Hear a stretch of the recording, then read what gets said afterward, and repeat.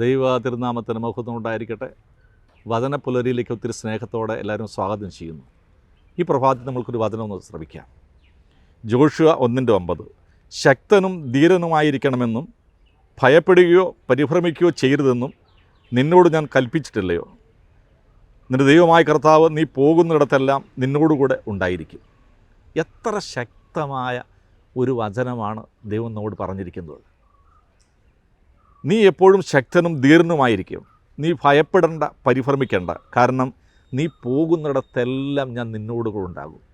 ഇത് മനസ്സിലേക്ക് ഒന്ന് വെച്ചാൽ, ഇതൊന്ന് ഏറ്റെടുത്ത് വിശ്വസിച്ചാൽ, പിന്നെ മനുഷ്യനെന്ന വ്യക്തിക്ക്, ഞാനെന്ന വ്യക്തിക്ക് ഒന്നും ഭയപ്പെടേണ്ട ആവശ്യമില്ല.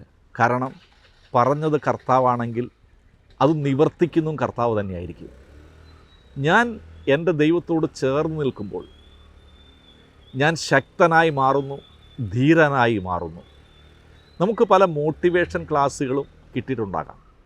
ഈ മോട്ടിവേഷൻ ക്ലാസ്സുകളെല്ലാം ക്ലാസ് കഴിയുമ്പോൾ നമ്മൾക്കറിയാം എന്തൊക്കെയോ ചെയ്യണമെന്ന ആഗ്രഹമെല്ലാം ഉണ്ട്.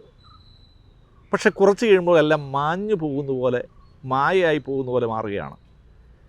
എന്തുകൊണ്ടെന്നാൽ ഞാൻ ദൈവത്തിലേക്ക് നോക്കാത്തത് കൊണ്ടാണ്. ദൈവത്തിലേക്ക് നോക്കി ഞാൻ ശക്തനും ധീരനുമായിരിക്കുക. ഞാൻ പോകുന്ന എല്ലാ സ്ഥലങ്ങളിലും, എൻ്റെ ഏതൊരു പ്രവർത്തനങ്ങളിലും ഞാൻ ഉണ്ടാകുമെന്ന് പറഞ്ഞ കർത്താവിനെ വിശ്വസിച്ച് നമുക്ക് മുൻപോട്ട് പോകാം.